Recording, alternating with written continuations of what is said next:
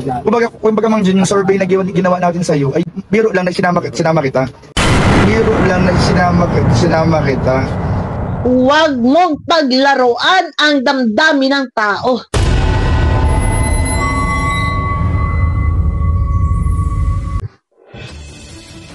Ayan, muling nagbabalik po yung lingkod, guys. Ayan, isang mapagpalang araw po sa ating lahat. Ayan, straight to tayo dito kay Jens, no? Bakit kaya siya nag-off ng comment? Duwag? Takot sa basher? Ikaw bilang hey boys. Para sa akin, guys, no? Para sa akin, hey boys, dapat maging modelo, maging huwaran. And, kumbaga, pag mag-reaction, yung talagang panipaniwala, hindi ka dapat yung pag mag-reaction ng bara-bara. No? Hindi dapat ganoon. Kasi pag sinabing gay boys, parang ito na yung parang para sa akin lang to. Napakataas ng ating dapat pagtingin kasi nandun mismo sa poder ni Kalinga Prab. Pero pag siya nagre-reaction,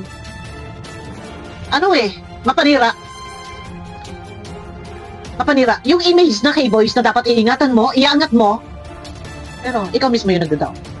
Kagaya na lang na ginagawa mong mga issue, na may mga K-boys daw na parang may kasabuatan, parang mga ganun, nakakakuha daw ang isang reactor ng idea sa isang K-boy, sila daw inaalarma yun eh. Eto guys, dito tayo ha. Si Starax po, para sa hindi nakakaalam, dito sa survey ni Jens, no, paparinig ko muna, kasi kinuhaan niya kung sino yung reactor na pinakaayaw. Para po sa kaalaman na lahat sa hindi nakakakilala kay Starax, si Starax po ay best friend ni Jubilito. Sila po, 5 years ago, 4 years or 5 years ago, magkasama sila sa ibang bansa. Katunayan, magkasama po sila sa isang kwarto. Kung ito yung napanood nyo po dati sa vlog ni Kuya Jubilito, na-explain niya po yan, nagpaliwanag, nabanggit niya yan, na si Starax ay kaibigan niya. Kaibigan niya po yan. And sabay nga sila nag-vlog dito sa Kalingap. So ngayon, yung pagkakaibigan ba ni Starax at saka ni Jubilito ay maaapektuhan dahil sa pag-survey. At dito'y nakuhaan din ng pahayag na kapag bitaw ng salita si Starax na yung pinakaayaw na reactor or need to improve, ang binoto niya ay si Jubilito, and doon may sinabi si Starax daw ay mag-reaction si Jubilito, parang pinipinpoint na talagang ganito, parang ito guys, pakinggan niyo muna. Yung mga po yung reactor na kailangan na improvement. Mami, kasi lang po siya. Kailangan si Jubilito siya. Kailangan na kasi kumbaga kailangan maging pansa, maging patas lang sa mga K-boys. Bago sana siya mag-reaction. So kailangan na maging kumbaga alamin mo na lahat. Kailangan talagang kailangan talaga niyang kailangan lahat ng K-boys. Lahat ng mga K-boys. So, si Maligani, yung kasaluhay. Actually, sabi kayo mag-vlog niya sa Dubai. Kaya, kumbaga lahat ng mga reactor o K-boys, pag-advise mo na lang sa kanya. Wala namang natin ko pa yung so ngayon dito kung narinig niyo yung huling salita ni Jens, na sabi niya, so yeah, parang advice mo na lang sa kanya.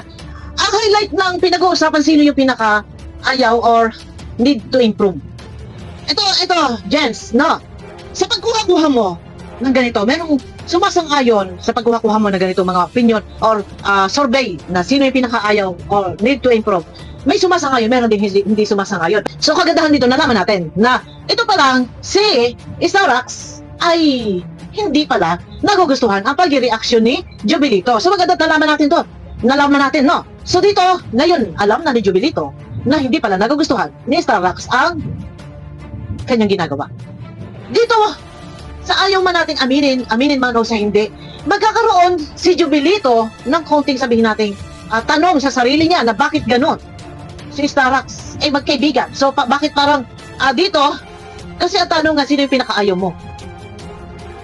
So, binago lang ni Jens, sino yung need to improve. So, dito mapapaisip si Jubilito sa kanyang best friend. Ito kung ito sana naiisip mo, Jens, walang masasagasa ang tao. Relasyon ng dalawa, magkakaroon ito, relasyon ni Starax at ni Jubilito, magkakaroon ng medyo magkakaroon ng konting isipin si Jubilito dito sa ginawa mo na sana hindi ka nagsosurvey-survey ng ganito. Kung ikaw man ay may galit sa mga reaktor, ha? Kagaya na sinabi ni Birador, kung ikaw man ay may galit sa reaktor, diretsahin mo. Bakit kailangan mong malaman kung sino yung ayaw? Di ba't may sinasabi ang Kalingap na lagi ito yung dukang bibig ng mga taga-Kalingap. One Kalingap, one family. Bakit? Ha? Pilit at pilit mong gustong alamin kung sino ang reaktor na pinaka-hate, pinaka-ayaw. Naisip tayo, paganahin natin yung utak natin. Paganahin natin yung isip natin. So ngayon, ang akin lang dito, ang relasyon ni Starax at ni Jubilito, sila ay best friend. 2020, 2021, magkaibigan, sabay nag-vlog dito sa Kalingap. Hanggang sa si Starax, nakapunta na ng Kalingap. At si Jubilito, eto, nag-reaction sa Kalingap. Hanggang ngayon nandiyan sa Kalingap. Anong nangyari? Hindi ba't diyan? Sa pangyayaring iyan, mapapaisip si Jubilito ng kung ano pa man. Na mismo kaibigan niya ay ayaw sa kanya, pero binabi mo kasi ang tanungan, need to improve. So ngayon nasasabi mo pa, so advice na lang daw. Ayun ang sabi, ang pahabol ni Kuya Jess. Ito, kung may galit ka sa reaktor, bakit hindi mo na lang diretsahin? Huwag kang mangdamay ng K-Boys. Huwag kang mangdamay ng mga inosenteng tao na walang alam kung paano aatake o haharap, magpapahayag sa harap ng kamera. Nakagaya ni Mang John. Huwag mong gamitin. Ikaw mismo ang magpa-survey kung gusto mo sa mga viewers. I-maintain mo yung magandang image ng K-Boy sa pagitan ng mga reaktor. Ha? Kagaya na lang ng ginawa mo, ha? Na in-interview mo si Mang John. At sa upload mo, doon sa nag-iiyak si Mang John, na sasabihin mo pa kay Mang John, biro lang to. Biro lang to. Huwag mong paglaruan ang damdamin ng tao. Yung sinasabi mo, biro lang yon kay Mang John na nag-survey-survey ka, huwag mong paglaruan. Ha? Pati pagsusurvey mo, isang laro. Utak ka. Nasaan ang utak mo, Jens? Alam mo, hindi maganda yung impact nun na yung isang tao ibubuto na pinakaayang. May isip tayo. Gamitin natin yung isip natin. Gamitin natin yung utak natin. Huwag kang bara-bara kung maggawa ng video. Dahil ikaw ay isang K-Boys na dapat titingalain. At isa pa yung naandyan kayo sa poder ni Kalingap. Tapos ngayon, yun yung sasabihin mo kay Mang John. Na biro lang yun. Biro. Umiiyak na yung tao. Nasasabihin mo, biro lang to. Wow. Jens. So ngayon, kung may galit ka sa mga reaktor at hindi mo madiretsa, duwag ka. Kagaya na sinasabi ni Birador. Ha? Kagaya na sinasabi ni Birador. Isa kang reaktor na duwag. Ha? Kung ikaw ay nagpapakatotoo at ikaw ay matinong reaktor, masasabi kong hindi ka matinong reaktor. Dahil ikaw mismo pinangungunahan mo ang gumawa ng mga issue-issue. For example, isang halimbawa, na si Queen, nakabago-bago pa lang, ginawan mo ng issue na pati yung handler ni Queen ay muntik nang nahusgahan na nga ng iba. Nasalit-sali, walang problema. Ito, harapin mo ang mga binigay ni Birador na opinion, ha? Sinabi na ni Birador, hindi niya gusto. May punto si Birador. Ngayon, kung ikaw ay galit kay Birador, ang sabi ni Birador, pumunta ka dyan sa lighthouse. Hindi survey na yan. Kasi magdudulot yan ng bashing sa bawat isa sa atin. Kaya ayaw ko sa survey na yan. Ano? Hindi man tayo makasama dyan sa mga kung ano-ano survey na yan. Ayaw natin ng ganyan, mga kaibigan. Kasi magdudulot ng bashing yan sa ating community. Ano, ikalingap tayo. Eh, bakit nagkakagaroon gano'n? Okay, kailangan pa ng survey na yan. Ano, mga reactor ba na yan? Bakit may survey pang nangyayari? Ito lang yung tanong ko kay Kuya Jens, mga kaibigan, mga kalingap. Marahil hindi nanonood sa akin si Kuya Jens at hindi niya napupuntahan yung channel natin. At gusto ko rin siya makausap ng personal ko. Against ba siya sa mga kalingap reactor? Bakit ganyan, ano? Lagi nang may mga ganyan against, ikaw ba ay against sa mga kapwa mo kalingap reactor? Ang tanong ko, kung against ka sa mga kapwa mo reactor, bakit gumagamit ka ng tao? Yan. Bakit gumagamit ka ng ibang tao? Gumagamit siya ng ibang tao.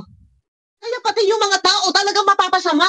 Dahil, yung ba naman tanungan na sino yung pinakaayaw mo reactor? Natural, normal. Magkakaroon ng hinanakit, ng galit, na wala ka naman pinakitang masama. Bakit pinakaayaw? Or, ganito, ganyan. Ito, gumagamit ka ng tao. Kung matapang ka, ikaw mismo magsasalita. Huwag mong gamitin for content yung K-Boys. I-maintain mo yung magandang pangalan ng K-Boys. Eh, ikaw pa gumagawa ng issue. Ha? Ikaw pa. Kagaya na lang, ha? Yung sa kay Kalingap TV, kaya tuloy, napaisip yung mga tao, sinong K-Boys na na-traidor. Oh, di ba? Mahal na yung mga tao na yun. Ano ka ba? Reactor ka! Magpaka-reactor ka. Kung ikaw ay against sa kapwa mo reactor, upakan mo. Huwag mong gamitin ng ibang tao. Upakan mo, magsalita ka dyan sa channel mo. Kung sino yung mga reactor na kinagagalitan mo. Andiyan lang ako sa Lighthouse. Hindi ko may galit sa akin kung kanino pa man. Andiyan lang ako sa Lighthouse. At hindi na natin kinakailangan palabasin pa sa social media yan. Kung ikaw ay against. Gamitin mo yung channel mo kung ikaw ay against sa mga kapwa mo kalingap reactor. Ano? Eto guys, ito si Mirador, hindi ko sinasabing kumakampi po sa akin. Dahil kami minsan ay talagang nagkakasagutan din kami nito pagka may mga bagay na hindi namin napapagkasunduan, sa BIOS. Eto, real talk ito. Real talk, harapin mo. Yes. Kung meron kang gustong sabihin, huwag kang mandadami ng tao. So ngayon, nire-real talk ka ni Mirador. Huwag kang magagalit kay Mirador. Pero kung nagagalit ka, puntahan mo sa Lighthouse. Yan ang hamon niya, ha? Ayusin mo lang, Jens. Dahil ikaw mismo yung pinalilit mo yung pagtingin ng tao sa'yo. Baka badang huli, tungaw ka na lang. Di ba? Baka badang huli, balahura ka. Tawagin. Gamitin mo. Huwag kang magpakatuwag para gumamit ng ibang tao. Hindi ako galit, Legends, pero matatawag kitang tuwag dahil ginagamit mo ang ibang tao. Okay, magalit ka sa akin. Okay lang, nandito lang naman ako sa Lighthouse, Legends. Anytime, anywhere. Anytime, anywhere, nandito lang ako sa Bicol. At kung ikaw ay nagagalit, nandito lang. Ayun huwag ka magpakaduwag. Kung may galit ka, huwag ka magagamit ng ibang tao. Kagaya na lang ito. Sa mga nangyaring ito. Kagaya na lang na kay Mang Jo. No? Tsaka, bakit pa humaba? Ha? Yung pag-survey mo, nag-chat ako kay Ma'am Jo. Sabi ko, bakit ganon? Sabi ko, hala ka, paktay. Ano sabi niya? Sorry po. Nalito na po ako kasi sabi po, pinakaayaw at pinakagusto. Tapos, sorry po. Tapos pinalitan niya kasi ni Jens ng need to improve. Sabi ko, pahingin na lang ng video po. Isasama ko sa aking vlog. Sabi niya, okay. Yun pa lang yung paglalabas ko ng video, medyo sablay na naman doon. Nalito na naman si Mang Jut. Hindi po ako basta naglalabas ng picture, ng video, na yung hiningi kong iyon para liwanagin, hindi ko yan basta nilabas nang wala niyang, nang hindi niya alam. Kung napanood yun sa isang vlog ko, alam po yan ni Mang Jun. So dito sa interview na naman kay Kuya Jens, medyo laglag na naman doon. Ayun nasasamantala. Si Mang Jun, nasasamantala ni Jens. Okay na sana Dahil, kumbaga, doon sa survey ni Jens, niliwanag lang yun. Nilinaw lang natin. Aba, hindi pala siyahan. Ang Jens talaga naghahabol ng views. Hindi pala siyahan. Talagang, in-interview pa yung taong umiiyak na. For content. Hayok sa views. Jens. Maawa ka. Tapos ang title mo, kawawa si Mang Jun, matatanggal daw dahil sa, yun nga, yung sa pag-uusap namin. Oy, excuse me, Jens! Ha? Alam mo, ikaw masyado mo na lang pinalili talaga yung mundo mo yung sarili mo Feeling mo untouchable ka, feeling mo hindi ka pwedeng dahil syempre, nandiyan kasama mo si Kalingap Rab. May freedom of speech bawat isa. Pag gusto ko magsalita, pag gusto ko magpaliwanag, pag gusto ko dumepensa, magsasalita ako. Ha? Dahil doon mismo sa vlog mo, nititwist mo. Parang gusto mong i-direct doon sa si Mang Jun ay naglalabas ng mga impormasyon or kung ano-ano pa man. Parang gusto mong i-direct doon. Walang kung ano pa mang isinisend si Mang Jun, never ko rin siyang in-entertain.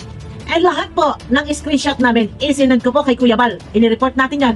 And kausap din po natin si Berador. Kausap ko, nagsabi na rin ako doon kay Kuya Bal na puntahan si Mang Jun para revisahin. I-check yung phone. Makikita nyo yan kung mayroong mga nag-delete. Wala akong dinelete kahit isa. Kasi makikita nyo yung kung deleted message. No, makikita nyo yan dyan. Makikita nyo yan dyan. Wala ako ni isang ginalaw. Para lang mapatunayan natin na tayo ay wala akong anumang mga sinasabi parang pinalalabas na merong hidden agenda. O, di ba? Tayo nagpapakatotoo tayo. Alam niyo yan, guys. Alam niyo yan. Alam niyo yan kung ano ang galawan natin. Transparent tayo dito. Lantaran tayo dito. Pag meron tayong mga gustong punahin po natin. Yun po. Wala po tayong kailangang kumbaga, lihim na galawan. Hindi kailangan yan. Kailangan transparent tayo. At kay Jens, baguhin mo yung style mo. Dahil hindi porke na akala mong ang laki-laki ng views mo at ikaw na yung kumbaga number 1 reactor. Yes, ikaw na ang number 1 reactor na nasapawan mo na si Kuya Yola dahil hinapit mo 4 upload, 5 and then 2 live. Kinaya mo. So, ikaw ang number 1. Piling mo malakas ka ba't magaling ka pero sablay. Sablay ka. Para sa akin, hindi ikaw number 1. Number 1 pa rin. Sa amin, si Kuya July. Ano lang, ayusin mo yung buhay mo. Kung paano ka mag-reaction. At huwag ka maggamit ng ibang tao for content. Pinagkakitaan mo yung content. At huwag mong i-twist. Huwag mo palabasin na si Mang Jun ay ganito na, parang sinisindak niya si Kuya Jun na alam mo ba, hindi mo ba alam na bawal yan. Na natatandaan mo pa ba kung pa nga nagtanggap ng resume mo, hindi mo pa alam na bawal yan, maglalabas ka ng ano. Ang galing mo Doon pala parang yung tao takot na dahil hindi ito. Ikaw lang ang nagbigay ng masamang motibo. Gusto mo lang akong butasan. Yes. Yun lang. Pero nandito tayo para magsalita. Gusto mo lang akong sirain. Gusto mong bigyan ng i-divert na parang si Bobby nagpukuntak-kuntak kay Mang Jun. Bakit kaya? O yun, yung mga gano'n, no? Yun yung tatanggalin mo, yung pag-iisip mong ganyan. Dahil, bandang huli, ikaw mapapasok. Hindi ka, ito, kagaya nito, markado ka. Markado ka na. Sa ilang mga reactor na ganyan. No? Saka ano? Kung tayo man, di ba, may mga connection, for example, sa mga vlogger dyan, kung kanino pa man, ay, unang-una, hindi rin po ako nag-add kay Mang Jun, hindi ako nakikipagkaibigan sa kanya. Doon sa vlog ni Sangkay na sinasabi niya na, bakit daw ginugusto kong kaibiganin si Mang Jun? Sangkay, paglilinaw. Never ko in-entertain si Mang Jun. Siya ang una nag-add sa akin, siya ang una nag-PM sa akin, at ang sabi niya sa akin, nanonood siya ng mga video ko, lahat ng video ko pinapanood niya. Never ako nagtanong kay Mang Jun na kung ano pa man. Humingi ako ng isang video, itong huli. Mang Jun, tayong video. Yung sinasabi mo, sorry, isasama ko sa vlog ko. Yun lang. Lahat na, ayan, na-send ko kay Kuya Bal at pinapupuntahan ko kay Birato. Para sa kaalaman po ng lahat. Kasi doon sa vlog ni Sangkay, sabi niya, bakit daw sa dinami-dami na pwedeng makontak or makausap, bakit daw si Mang Jun pa? Correction, Sangkay, hindi ako nag-add kay Mang Jun. Siya nag-add sa akin. And siya ang nangangamusta. Siya nagsabi na siya nanonood sa akin. Sa lahat ng mga nasa diet, i-check nyo yung messenger ni Mang Jun para makita. Yun, paglilinaw lang sa iyo, Sangkay, dahil iba-iba na yung sinasabi mo, Sangkay, sa vlog mo. Kasi kailangan natin dumipensa dito. Hindi sa ako nakikipagribatan. No, ayusin natin yung ating pag-reaction at mag-research para may alam. Kasi mahirap pumasok sa isang issue walang alam. Yun lang po. No, yun na guys, no. Abangan nyo ako guys sa aking next video. Abangan nyo po ako sa aking next video.